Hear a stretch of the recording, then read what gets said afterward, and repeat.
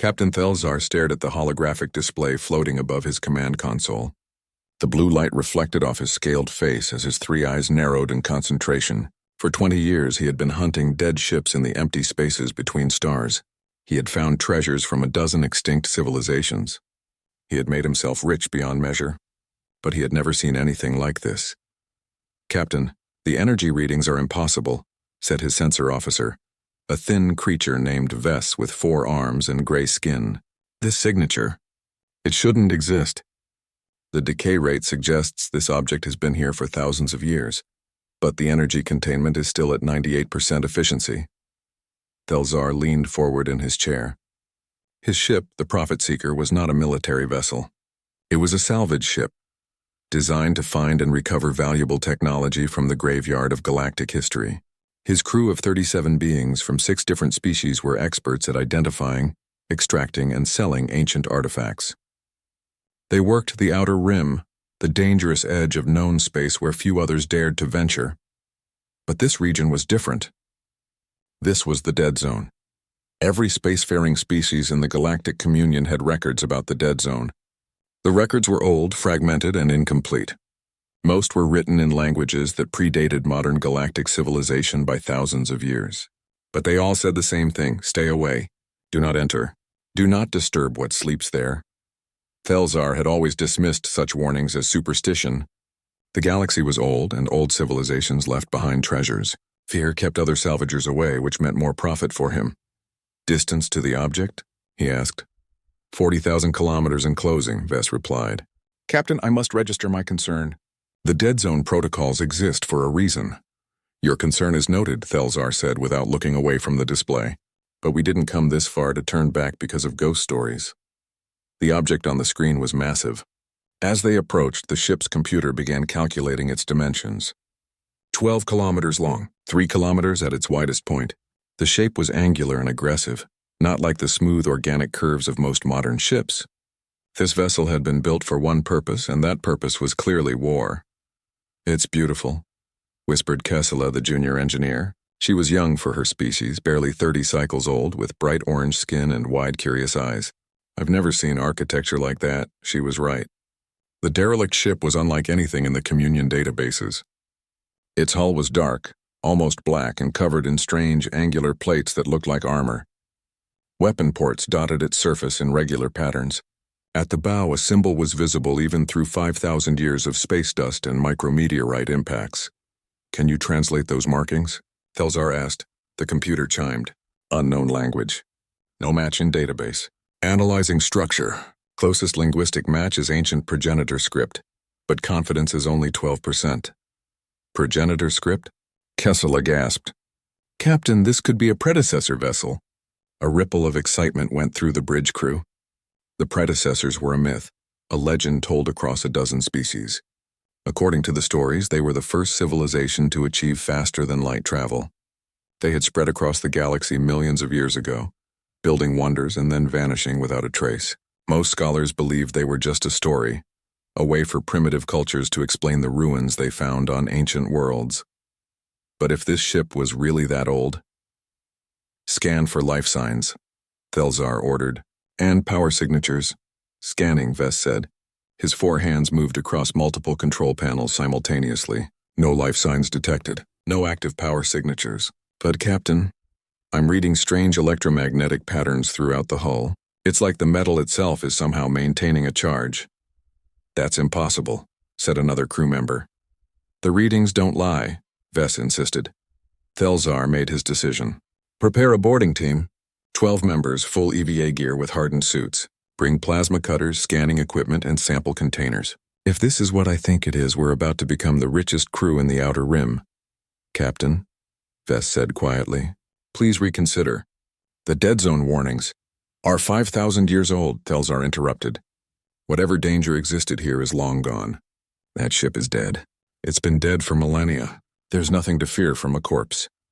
20 minutes later, the boarding team assembled in the airlock. Thelzar had chosen carefully. Combat veterans in case of unexpected dangers, engineers to assess the technology, scientists to catalog anything valuable. Kessela had volunteered enthusiastically, and despite her youth, she was the best systems analyst on the crew. Remember, Thelzar said over the communication channel, touch nothing until it's been scanned. Take samples of everything. If you find intact data cores, they're priority 1. Technology is priority 2. Weapons are priority 3. Understood, Captain, responded Breck, the team leader. He was a massive creature, nearly 3 meters tall, with thick armor plating naturally grown across his body. He had been a soldier once before injuries forced him into civilian life. The airlock opened. The 12-member team drifted out into the void, using small maneuvering thrusters to cross the distance to the derelict. The ancient warship loomed above them, blotting out the stars. Up close, its true scale became apparent. The armor plates were each larger than the Prophet Seeker. The weapon ports could swallow their boarding shuttle whole. I'm reading a hull breach on the port side, Vess reported from the ship. Looks like impact damage. Old, but it should give you entry. The team navigated to the breach. The edges of the torn metal were smooth, suggesting the damage had been worn down by millions of years of space dust. They squeezed through one by one, activating their suit lights as they entered the darkness. The interior was pristine. This doesn't make sense, Kessela said, her voice filled with wonder. There's no corrosion, no deterioration. This ship looks like it was abandoned yesterday, not 5,000 years ago. The corridor stretched before them, wide enough for 3 beings to walk side by side. The walls were smooth metal, marked with regular panels and more of those strange symbols. Doors lined both sides. The architecture felt wrong somehow. The ceiling was too low for most communion species. The doorways were sized for something roughly 2 meters tall. Spread out, Breck ordered. Teams of 3. Mark your path. Stay in communication range. They split up, exploring different sections of the ship. Everywhere they went, they found the same eerie preservation. No dust, no damage. Just empty corridors and sealed doors. Kessela's team found something different. A large chamber, clearly some kind of command center. Consoles lined the walls, their dark screens reflecting the boarding team's lights. And in the corners they found the dead, Captain, Kessela whispered. We found bodies. The skeletons were still wearing armor. Ancient, sophisticated armor that had somehow survived when flesh had not. The bodies were humanoid. 2 arms, 2 legs, 1 head, roughly 1.8 meters tall. Their hands had 5 fingers. Their skulls suggested forward-facing eyes, a predator's configuration. What species is this? Someone asked. Unknown, Vess replied from the ship. No DNA remaining to analyze. But the bone structure is fascinating. They're similar to 6 different modern species. It's like they could be ancestors to half the communion. Kessela approached one of the consoles carefully. Her scientific curiosity overrode her caution. The interface was dark, but she could see raised symbols on the panel. Without thinking, she reached out and touched one. The reaction was instantaneous. Light flooded the chamber. Not the harsh white of emergency lighting, but a soft red glow that pulsed like a heartbeat. The consoles activated, displays flickering to life with incomprehensible information. And then, echoing through the ship with crystal clarity, a voice spoke. The voice was artificial, generated by a computer, but it spoke in perfect galactic common. Every species in the galaxy could understand it. Warning: unauthorized personnel detected. Scanning. Species unknown. Threat assessment in progress. Initiating automated defense protocols. Humanity protocol. Alpha 7 active. Humanity? Kessela said. What is... She never finished the question. Panels in the walls slid open with mechanical precision. Weapons emerged, sleek and deadly, their targeting systems activating with speeds that should not have been possible. Red laser dots painted every member of the boarding team. Get out, Breck screamed. Everyone out now. The weapons fired. The sound was deafening inside the metal corridor. Railguns spat projectiles at hypersonic speeds. Energy weapons discharged with blinding light. The ancient targeting systems had been designed by a civilization that understood war at a fundamental level. Every shot was perfect. Every target was eliminated with ruthless efficiency. Breck's armor, which had protected him through 100 combat missions, was pierced in 3 places before he hit the ground. Kessela saw him fall, saw the light fade from his eyes, and then she was running. Her team was dying behind her. The weapons tracked their movement with inhuman precision. She reached the corridor. Behind her, the screaming stopped. Ahead of her, more weapon ports were opening. The entire ship was waking up. On the Prophet Seeker, Thelzar watched in horror as his boarding team's vital signs winked out one by one. 12 lights on his display. 11, 10, 8, 5. Captain, the derelict is activating. Vess shouted. I'm reading massive power surges throughout the hull. Its weapon systems are coming online. Sir, we need to run. We need to run right now. Prepare for emergency burn, Thelzar ordered, his voice shaking. Get us out of here. But it was already too late. The ancient battleship's external weapons activated. Arrays that had slept for 5 millennia suddenly hummed with power. Targeting systems locked onto the Prophet Seeker with casual ease. The computer that controlled these systems had been built by humanity, a species that had perfected the art of war before ascending beyond the need for physical form.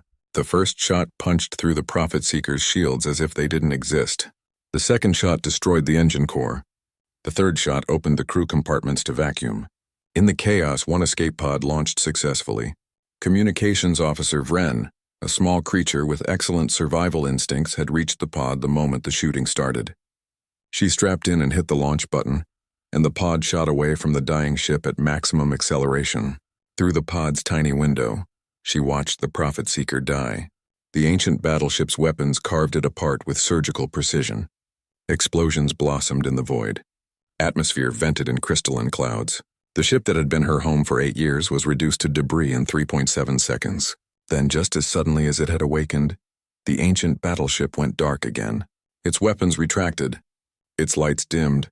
It returned to the silence it had maintained for 5,000 years. Vren sat in the escape pod, trembling as she drifted away from the dead zone. Behind her, the massive warship floated among the stars like a sleeping predator, waiting, watching, ready to kill anything that dared disturb it again. She activated the pod's distress beacon and prayed someone would find her before her air ran out. And she made a silent vow that if she survived, she would tell the galaxy what she had seen. She would make them understand.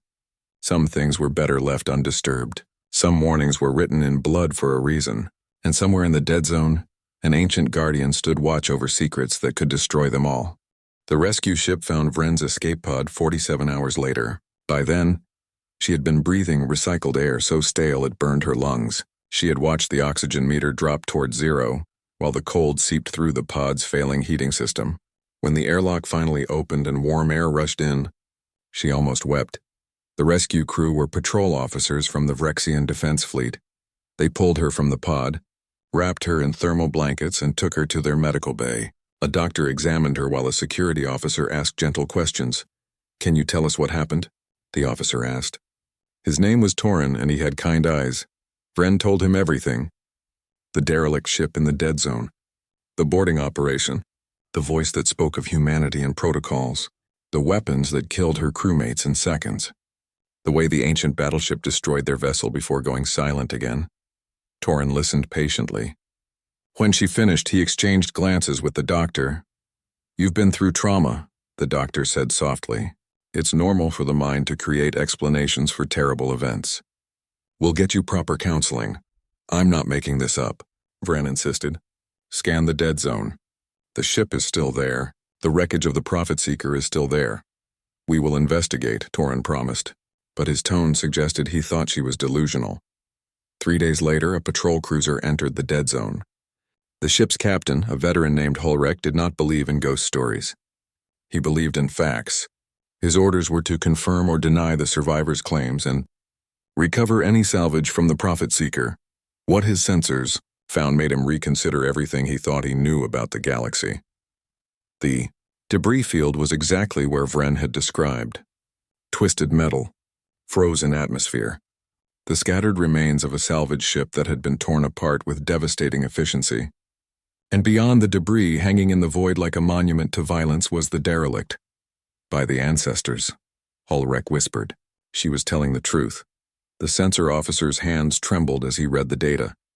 "Captain, that vessel is 12.3 kilometers long. Hull composition unknown. Energy signature is minimal but stable. And sir, I'm reading weapon emplacements across the entire surface. Hundreds of them. Keep our distance," Hulrek ordered. "Maximum sensor sweep. I want every detail recorded, and someone contact High Command immediately." The report reached Vrexian Central Command within 6 hours. From there, it spread through the Galactic Communion like wildfire. 7 species united under one banner suddenly had a problem. An ancient warship sat in their territory. a warship that had destroyed a civilian vessel without warning or mercy. The Communion Council met in emergency session. The council chamber was a massive circular room with seats for representatives from all 7 member species.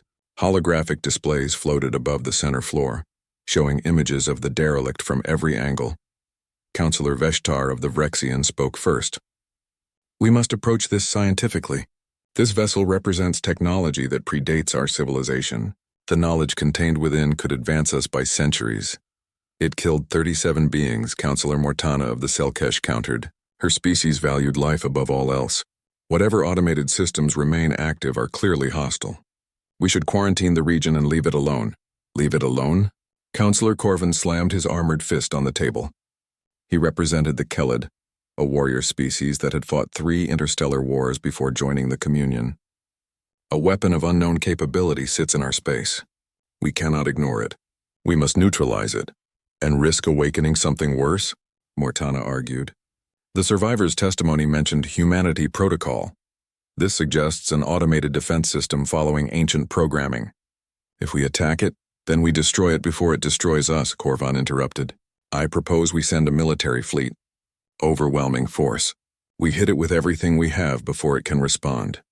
The council argued for 7 hours. Finally, they reached a compromise. They would send the 7th War Fleet under Corvan's command. But their mission would be diplomatic first, military second. They would attempt communication. They would try to understand what they were dealing with. Only if those efforts failed would they use force. The 7th War Fleet was impressive. 40 warships ranging from small corvettes to massive dreadnoughts. The fleet represented the combined military might of 3 Communion species. Their weapons could shatter planets. Their shields could withstand sustained nuclear bombardment. Fleet Admiral Corvan stood on the bridge of his flagship, the Unbreakable Will. He was old for his species, nearly 200 years, but his mind was still sharp. He had fought in the border wars. He had seen what advanced weapons could do to unprepared fleets. "All ships maintain formation," he ordered. "Approach speed 1/4 standard. Weapons charged but hold fire. Science teams prepare full spectrum analysis." The fleet emerged from faster-than-light travel at the edge of the dead zone. The ancient battleship appeared on their sensors immediately. It looked even more threatening when viewed by an entire fleet. The black hull absorbed light. The angular armor seemed designed to deflect attacks. This was not an exploration vessel or a cargo hauler. This was a ship built by a civilization that understood violence. "Open communication channels," Corvan ordered. "All frequencies. All protocols. Someone try to talk to this thing." For 10 minutes, the communication officers broadcast messages. They used every known language in the Communion. They tried mathematical sequences. They sent images depicting peaceful intent. The ancient battleship sat silent, apparently lifeless. "No response, Admiral," the communication chief reported. "Deploy marker buoys in a wide perimeter," Corvan said. "If this thing activates, I want to know the range of its sensors." 10 small buoys drifted toward the derelict, spreading out in a sphere pattern. They reached distances of 100 kilometers, 50 kilometers, 10 kilometers. Nothing happened. The ship remained dark. "Admiral, request permission to test its defenses with minimum force," said the weapons officer. Corvan hesitated. His orders were clear. Exhaust all peaceful options first. But they had tried communication. They had approached carefully. The ship showed no signs of waking. Maybe the survivor's story had been exaggerated. Maybe the defense systems had expended their power destroying the profit seeker. "One shot," Corvan decided. "Minimum yield plasma bolt. Target the hull at a non-critical section. Fire when ready." The Unbreakable Will's forward plasma cannon charged with a low hum. The weapon was designed to crack asteroid fortresses. Even at minimum power, it could punch through most shielding. The gunner took careful aim at a section of the derelict's hull, far from any apparent systems. "Firing," the gunner announced. The plasma bolt lanced through space, a streak of superheated matter traveling at a fraction of light speed. It crossed the distance in less than a second, and 50 kilometers from the ancient battleship, it exploded harmlessly against an invisible barrier. "What just happened?" Corvan demanded. "Point defense system." The sensor officer shouted. The derelict deployed countermeasures. "Sir, it's activating," power signatures spiking across the entire hull. Red lights illuminated along the ancient ship's surface. Weapon ports that had been invisible suddenly became apparent as they opened like predatory eyes. The hull itself seemed to shift, armor plates adjusting into combat configuration, and from deep within the vessel, systems that had slept for 5,000 years roared back to life. The voice that had spoken to Vren's crew now broadcast across all frequencies. Every ship in the 7th Fleet heard it simultaneously. Warning, hostile action detected. Threat level, military fleet analyzing capabilities. Analysis complete. Activating full combat protocols. Humanity protocol. Alpha 7 escalated to Alpha 9, engaging. All ships evasive maneuvers. Korvan screamed. Return fire. All weapons free. The ancient battleship moved with impossible speed for something so large. Its maneuvering thrusters fired in perfect synchronization, shifting the massive vessel with the agility of a fighter craft. Its weapons began firing with methodical precision. The technology was beyond anything the Communion had ever encountered. Plasma lances that bypassed shield harmonics through quantum tunneling. Railguns that fired projectiles at 97% of light speed. Missile swarms that separated into hundreds of independently guided submunitions. Point defense systems that intercepted incoming fire with 100% accuracy. The 7th Fleet fought back desperately. 40 warships concentrated their fire on a single target. Nuclear missiles, plasma cannons, kinetic kill vehicles, mass driver rounds. Everything they had. Nothing got through. The ancient battleship's shields absorbed energy weapons. Its armor deflected kinetic rounds. Its point defense grid created an impenetrable sphere of protective fire. And all the while its own weapons carved through the Communion fleet like a blade through water. The corvette Swift Retribution exploded first, its reactor breached by a plasma lance. The destroyer Bold Venture came apart under sustained railgun fire. The cruiser Stardancer tried to ram the ancient ship and was vaporized 2 kilometers from its hull. "We can't hurt it," someone screamed over the communication channel. "Our weapons can't penetrate." Korvan watched his fleet die. Ships that had survived a dozen battles were destroyed in seconds. Technology developed over thousands of years was obsolete against this ancient monster. His tactical display showed ship after ship winking out of existence. 23 vessels lost in 18 minutes. "All ships retreat," Korvan ordered, his voice hoarse. "Emergency jump. Get out of here now." The surviving ships of the 7th Fleet activated their faster-than-light drives and fled. The ancient battleship did not pursue. It had eliminated the threat. Its mission parameters had been satisfied. As the last Communion vessel vanished, the warship's weapons retracted. Its lights dimmed. It rotated slowly until it resumed its original position, and then it went silent once more. A sleeping guardian that had proven it could still kill. On the bridge of the Unbreakable Will, Korvan stared at the casualty reports. 23 ships, over 4,000 crew members. The greatest military disaster in Communion history, and they had barely scratched the ancient vessel's hull. "Send a priority message to the Council," he said quietly. "Tell them we've encountered something we don't understand. Something we cannot fight. Tell them we need to find another way." Behind them, in the dead zone, the ancient warship floated among the stars. Its hull bore a few new scorch marks, but nothing more. Inside its computers, protocols activated. Reports were compiled. Data was analyzed. And somewhere in the ship's vast memory banks, ancient records were accessed. Records that contained warnings. Records that spoke of humanity's children spreading across the galaxy. Records that asked a single question that echoed through 5,000 years of silence. Were they ready? The Communion Council met in permanent emergency session. The circular chamber that normally echoed with diplomatic debate now vibrated with fear. Holographic displays showed the tactical recordings from the 7th Fleet's encounter. Council members watched in silence as the ancient battleship destroyed their finest warships with casual efficiency. "We cannot fight this," Councillor Mortana said. Her voice was steady, but her hands trembled. "Our weapons are useless against it. Our shields are worthless. If it decides to attack our worlds..." She didn't need to finish the thought. Everyone understood. One ship had defeated a war fleet. If more such vessels existed, the Communion was helpless. "We need information," Councillor Veshitar said. He had been awake for 3 days straight, coordinating research efforts across the Communion. The ship spoke. It used language we could understand. It mentioned humanity and protocols. "These are clues. We must investigate our historical archives. Somewhere in our past, there must be references to this species. I recommend we contact Dr. Melisant, suggested Counselor Pelthar. He represented the Vorian, a species known for their academic achievements. She specializes in ancient languages and extinct civilizations. If anyone can make sense of this, it's her. Dr. Rena Melisant was a Selkish historian who had spent 40 years studying the fragments of pre-communion civilizations.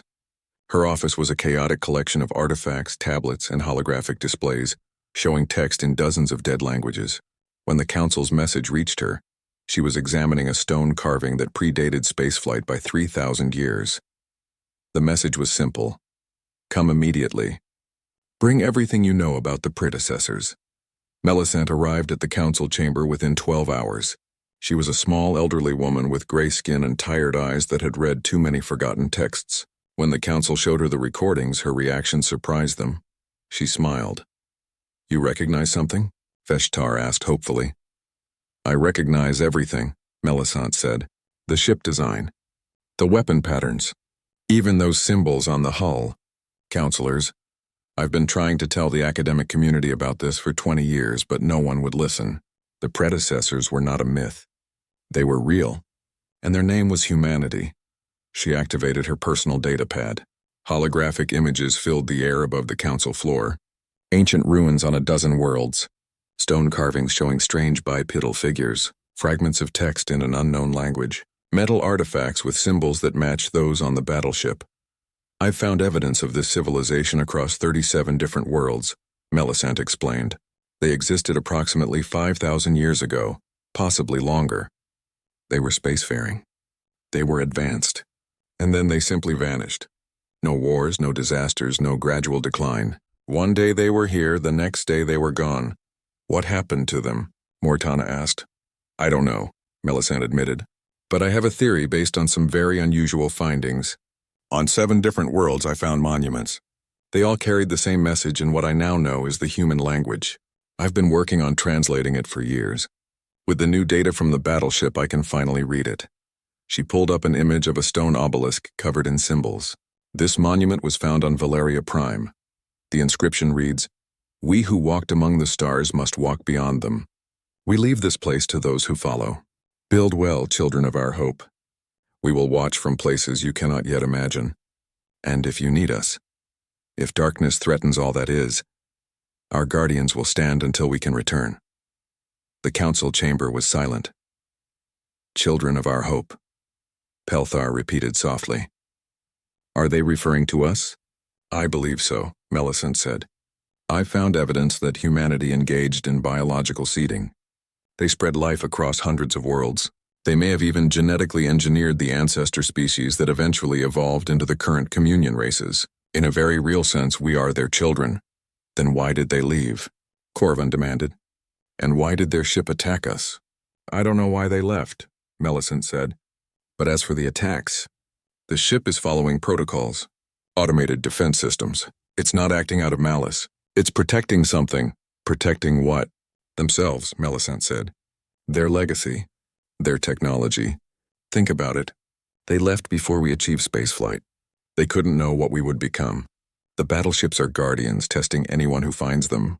If we prove ourselves worthy, perhaps we gain access to their knowledge. If not, we get destroyed, Veshitar finished. Over the next 10 days, Melisant led a research team that revolutionized their understanding of galactic history. They pulled records from ancient archives that had been forgotten for millennia. They compared data across all 7 communion species, and slowly a picture emerged.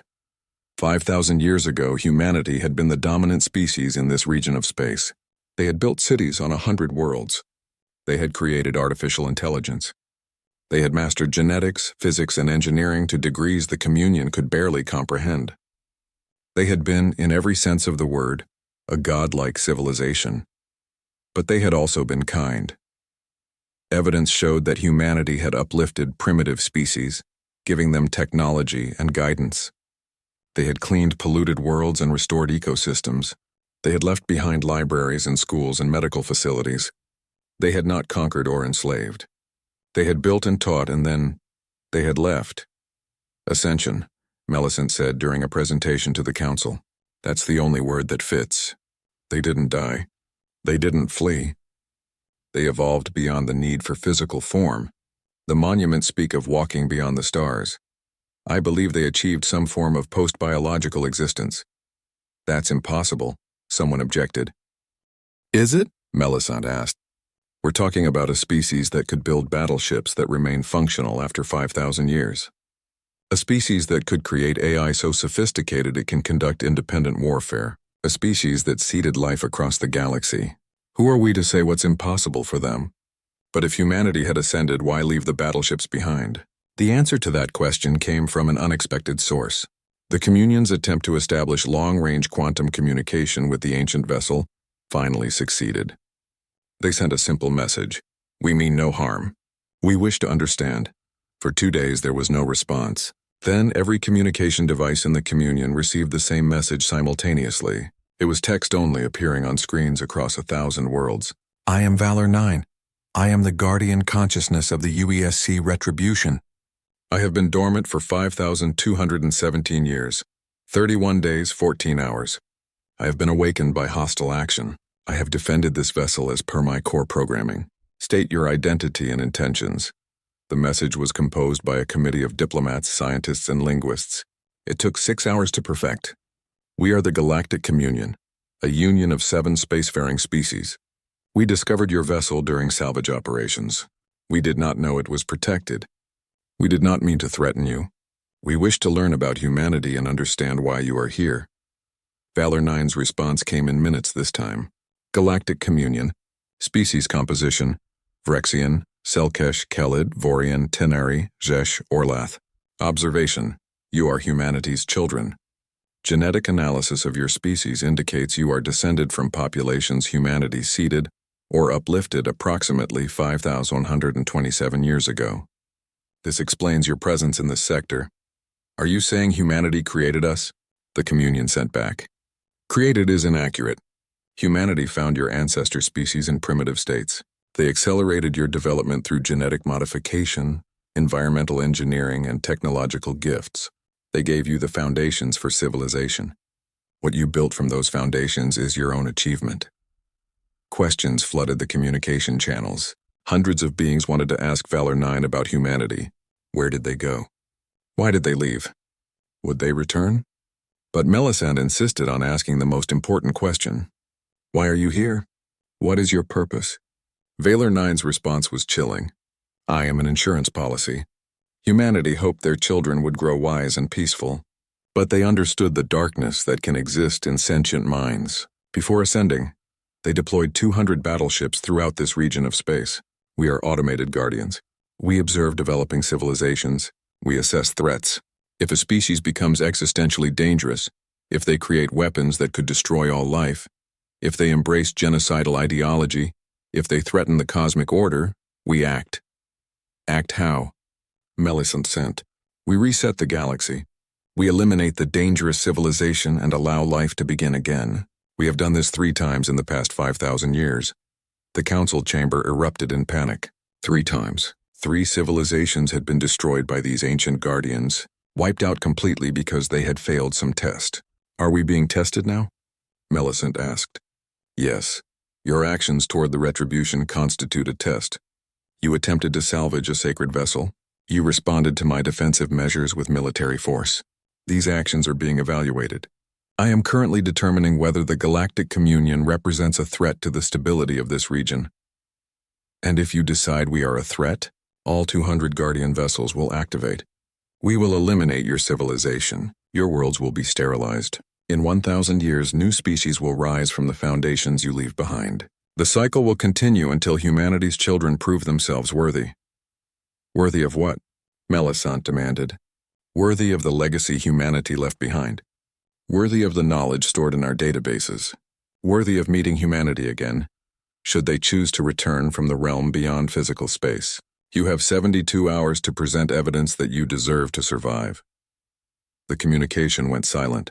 Across the Communion, trillions of beings learned that their existence hung in the balance. 200 ancient battleships, each capable of destroying fleets, were waiting for the word to begin a cleansing. And all because a salvage crew had touched something they didn't understand. Melisande stood before the council, her face pale but determined. "We have 3 days," she said. 3 days to prove to an ancient AI that we deserve to live. We need to show Valor 9 everything we've built. Our art, our philosophy, our achievements. We need to show that humanity's children have grown into something worth preserving. And if we fail, Mortana asked quietly, then we'll be the 4th civilization to be reset, Melisande replied. And whoever comes after us will face the same test. The timer began counting down. 72 hours until judgment. The first 12 hours were chaos. News of the ultimatum spread through the communion faster than light itself. Panic seized entire worlds. Stock markets crashed. Religious leaders proclaimed the end times. Governments struggled to maintain order. As citizens demanded answers, protection, or simply an explanation for why ancient machines might kill them all. In the council chamber, the 7 species representatives argued with increasing desperation. We should strike first, Corvin insisted. His warrior instincts screamed at him to act. Mobilize every military fleet in the communion. 200 targets. Simultaneous attack. We might not be able to destroy them all, but we can take some of them with us. And prove to Valor 9 that we are exactly the violent threat it fears? Mortana countered. That's not a solution. That's suicide. Then what do you suggest? Corvin demanded. We have less than 3 days. How do we convince an ancient machine that we deserve to live? All eyes turned to Dr. Melisande. She had been sitting quietly, her fingers moving across her data pad as she compiled information. When she looked up, her expression was thoughtful. Valor 9 said we have 72 hours to present evidence, she said slowly. It's not asking us to beg. It's asking us to demonstrate our worth. We need to show what we've become since humanity left us. How? Pelthar asked. What could possibly impress a civilization that could build such guardians? Growth, Melisande replied.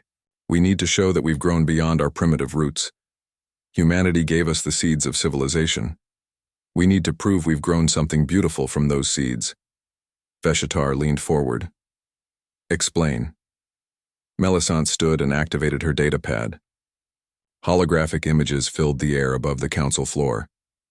Valor 9 is judging us based on 3 factors. First, our technological development. Second, our social and cultural achievements. Third, our potential threat level. We can't hide our weapons. It already knows we have them. But we can contextualize them. We can show why we built them and how we use them. The border wars, Mortana said suddenly. 20 years ago, we fought 3 separate conflicts, but each one ended in negotiated peace, not genocide. Exactly, Melisande agreed. We have weapons, yes, but we've shown restraint. We've shown the capacity to choose peace over annihilation. That matters. What else? Veshitar asked.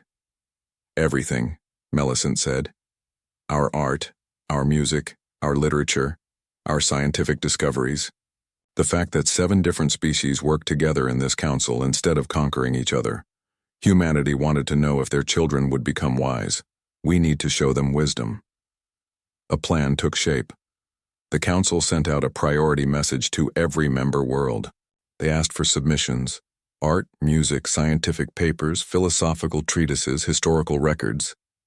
Anything that demonstrated the best of what the communion had achieved. The response was overwhelming. Within 8 hours, they received 2 million submissions. Paintings that captured the beauty of 100 different worlds. Music composed by species with completely different auditory systems working in harmony. Mathematical proofs that solved problems humanity had left unsolved. Medical advances that had saved billions of lives. But Melisande knew they needed more than just achievements. They needed to show their character. They needed to show their flaws and how they overcame them. Valor 9, she sent via the quantum communication link. We are preparing our evidence, but I have a question. Why give us this chance at all? If you have the power to destroy us, why not simply do it? The AI's response came quickly. Because extermination is easy, growth is difficult. Humanity could have sterilized this entire region before they ascended.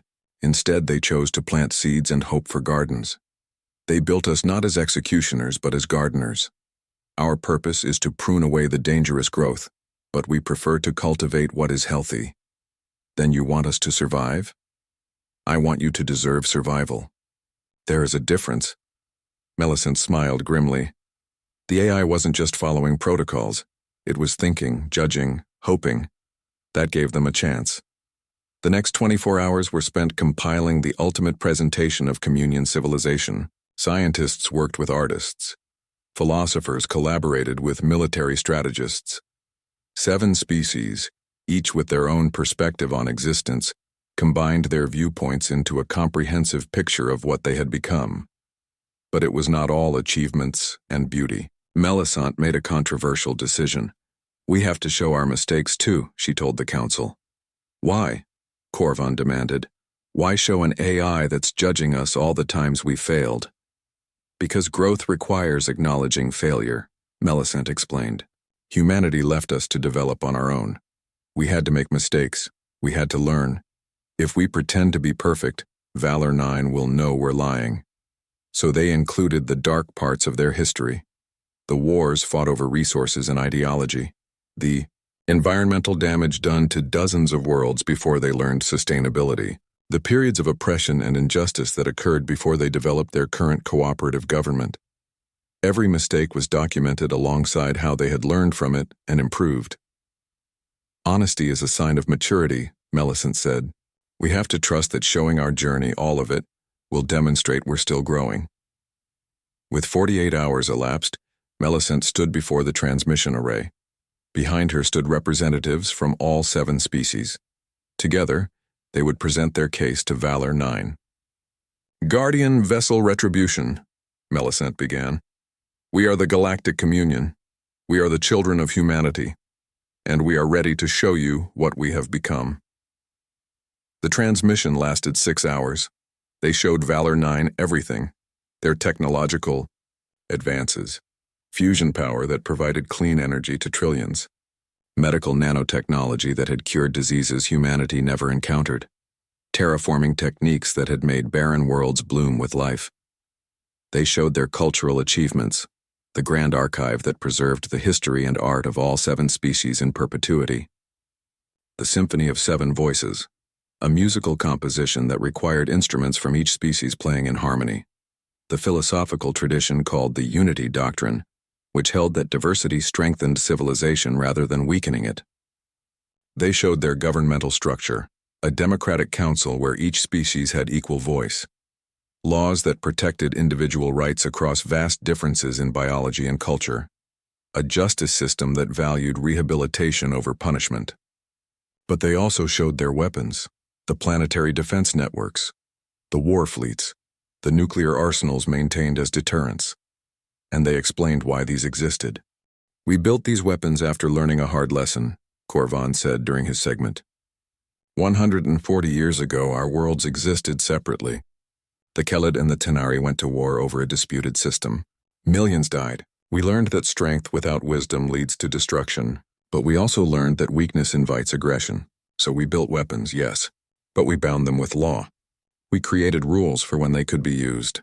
We chose to be strong but peaceful rather than weak or tyrannical. Mortana spoke about their medical ethics. Pelthar discussed their educational systems. Veshitar presented their scientific method and peer review process. Each representative showed a different facet of their civilization. Finally, Melisande delivered the conclusion. Valor 9, we do not claim to be perfect. We have made terrible mistakes. We have hurt each other and damaged our worlds. We have been greedy, short-sighted, and cruel. But we have also learned.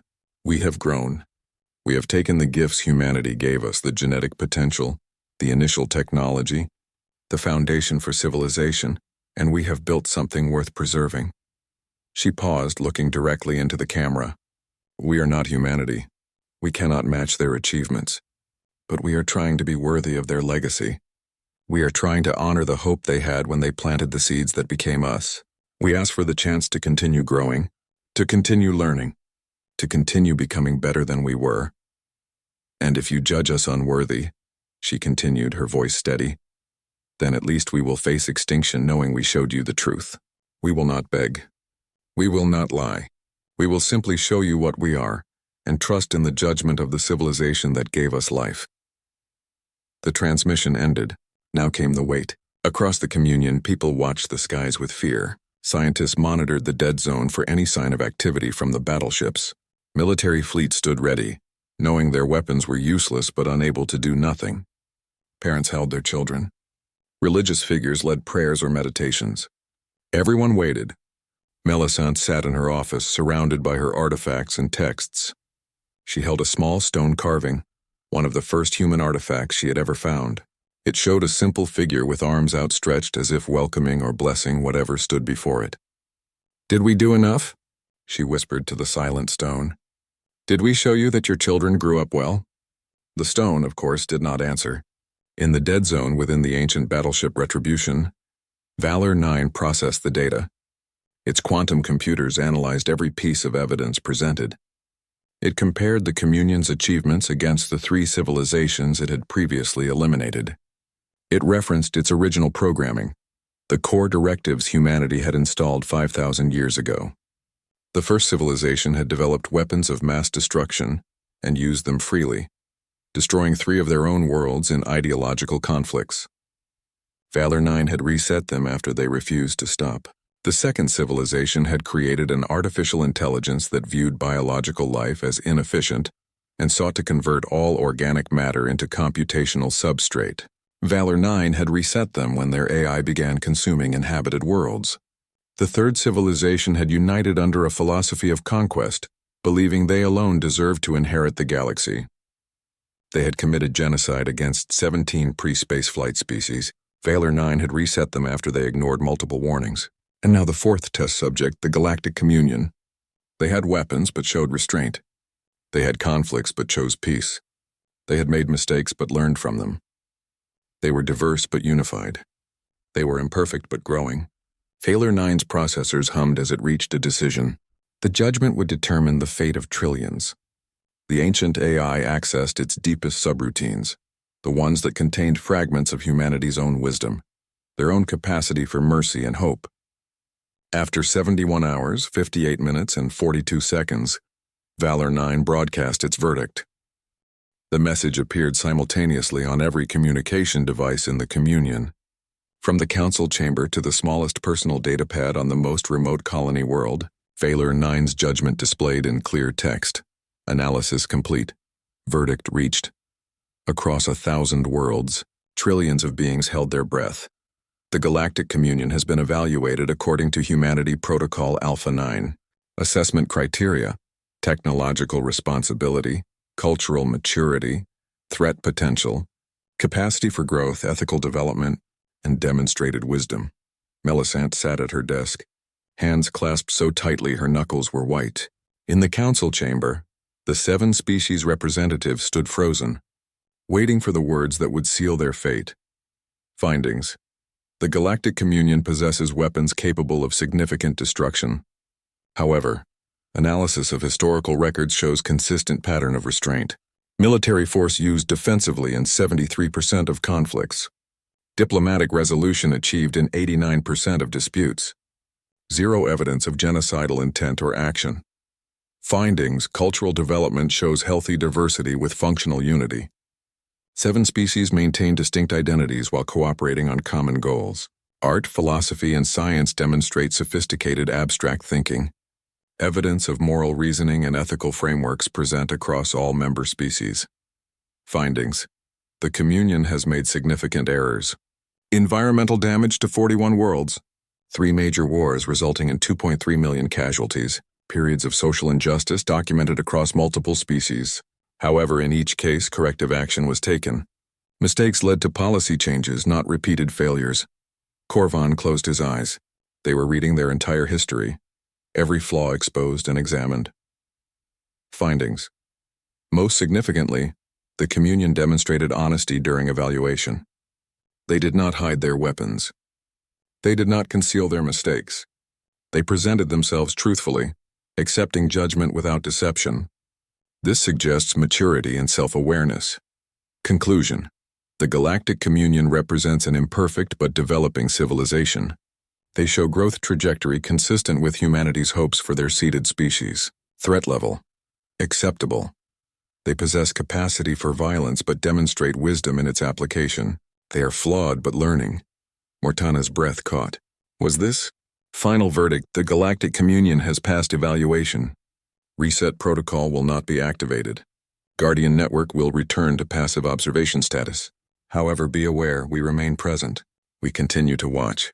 Should your civilization's trajectory change toward genuine threat behavior, evaluation will be repeated. The words that followed would be remembered forever. Quoted in history texts and carved into monuments across the Communion. You are humanity's children. You are imperfect, as all sentient beings are, but you show potential.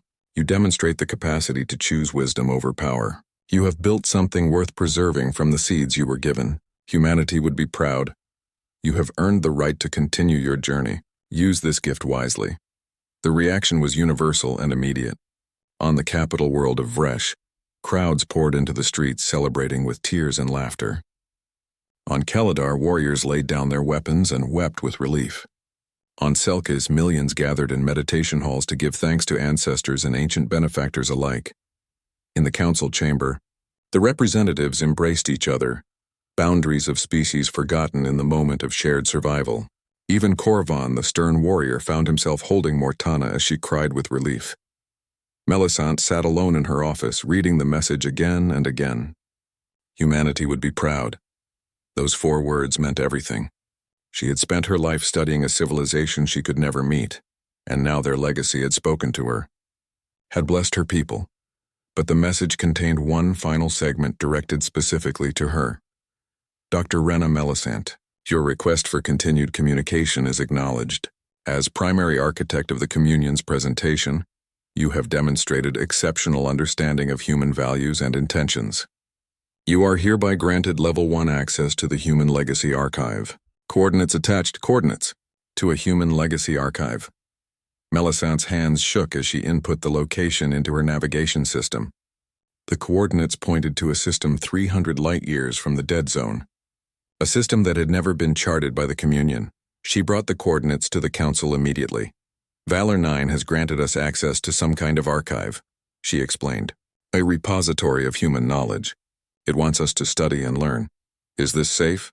Veshtar asked. Could it be another test? Everything is a test, Melisande replied. But we passed the first one. I think this is our reward. Humanity left us more than guardians. They left us teachers. The Council approved an expedition immediately, a small scientific vessel unarmed, carrying only researchers and historians. Melisande led the team.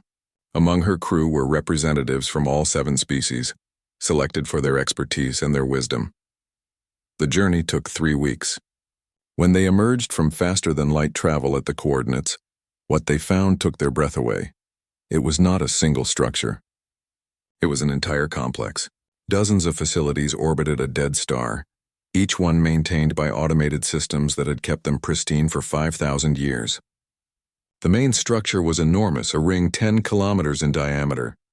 I'm reading power signatures, the pilot reported. The station is active. It's broadcasting a greeting. In Galactic Common, the voice that came through their speakers was warm, almost maternal. Another AI, but different from Valor 9's military precision. Welcome, children of humanity. I am Athena 3, curator of this archive. You have been granted access by Guardian Valor 9. This means you have proven yourselves worthy of learning. Please dock at Port 7. I have much to show you. The archive was beyond anything they had imagined. Libraries containing the complete history of humanity. From their first stone tools to their final days before ascension. Laboratories with technology centuries ahead of current Communion science, each piece carefully documented and explained at a level they could understand. Art galleries filled with music, paintings, and sculptures from 100 human cultures. But more than that, there were lessons. Athena 3 had been programmed as a teacher. She explained not just what humanity had built, but how they had built it. The mistakes they made, the problems they solved, the ethical frameworks they developed. Humanity did not leave you defenseless, Athena 3 explained as she showed Melisande through a hall of holographic displays. They left you everything you need to grow, but they also knew that receiving too much too quickly would harm you. Growth requires struggle. Understanding requires effort. So the knowledge here is tiered. As you learn and prove you can handle more, more will be unlocked. How much knowledge is stored here? Millicent asked in wonder. Enough to advance your civilization by approximately 500 years, Athena 3 replied, if you study carefully and apply it wisely. But remember, Doctor, knowledge without wisdom is dangerous. That is why the Guardians exist, to ensure that anyone who reaches this place deserves what they find. Over the next month, the expedition team cataloged what they could access. Medical technology that could extend lifespans and cure genetic diseases. Clean energy generation that could power entire worlds without environmental impact. Agricultural techniques that could feed trillions. Educational methods that enhanced learning across different cognitive styles. But Athena 3 also taught them about responsibility. She showed them records of humanity's own mistakes, the wars they had fought, the damage they had done to their homeworld before learning better, the ethical dilemmas they had faced as their technology outpaced their wisdom. Learn from our mistakes, Athena 3 said. We made many, but we learned. And eventually we grew beyond the need for physical form. We achieved something your species calls ascension. We became beings of pure consciousness, living in dimensions beyond normal space-time. Will we ever achieve that? Asked one of the Vorian researchers. Perhaps, Athena 3 said, in 10,000 years or 100,000. When you are ready, when you have grown as much as you can grow in physical form, that is the ultimate gift humanity left you, not just technology or knowledge, but potential, the possibility of becoming something more. When the expedition returned to communion space, they brought with them the first downloads from the archive, medical data that would save millions of lives, scientific principles that would revolutionize their understanding of physics, agricultural techniques that would end food scarcity on a dozen worlds. But more importantly, they brought understanding. They now knew where they came from. They knew what they could become. They knew they were part of a legacy that stretched back 5,000 years and might stretch forward for eternity. The Council established the Human Legacy Institute, with Millicent as its first director. The institute would coordinate access to the archive, ensuring that knowledge was distributed fairly among all member species and applied responsibly. They would also maintain communication with Valor 9 and the other Guardians, checking in regularly to show their progress and seek guidance. An exclusion zone was established around the Dead Zone. The Retribution and its sister ships would never be disturbed again. Instead, they became monuments. Each Guardian vessel was marked on star charts with special designation, Sacred Guardian Site. To approach within 50 kilometers required special permission from the Council itself. Children across the communion learned about humanity in their schools, the species that had given them life, the civilization that had hoped they would grow wise, the ancestors who watched over them still through sleeping machines in the darkness. And in that darkness, Valor 9 continued its vigil. Its consciousness occasionally touched the network of 200 Guardian vessels spread across the galaxy. Together they watched. They waited. They protected. Sometimes Valor 9 would review its recent interactions with the communion. The AI that had been built to destroy if necessary found itself pleased. That was not quite the right word. Valor 9's emotional matrix was limited. But there was satisfaction in seeing humanity's children thrive. There was purpose in protecting rather than destroying. In Valor 9's deepest memory banks there was a message left by humanity themselves to be read only by their guardian AIs.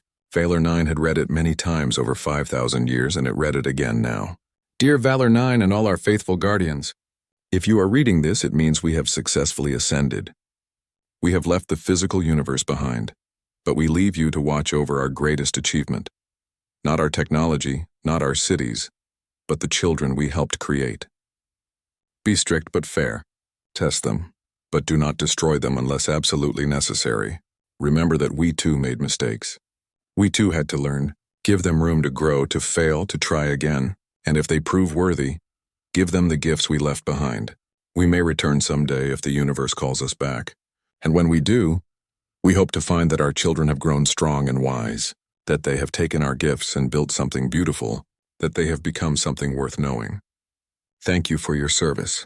Thank you for being the guardians our children need. The message was unsigned, but it didn't need a signature. Valor 9 knew who had written it.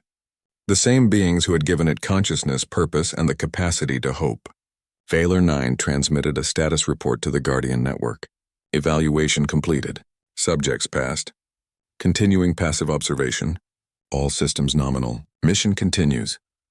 Then it returned to its watch, floating in the dead zone among the stars, a silent guardian, a sleeping giant, a promise kept across 5,000 years, and somewhere, in dimensions beyond normal space-time, perhaps humanity sensed their guardian's report.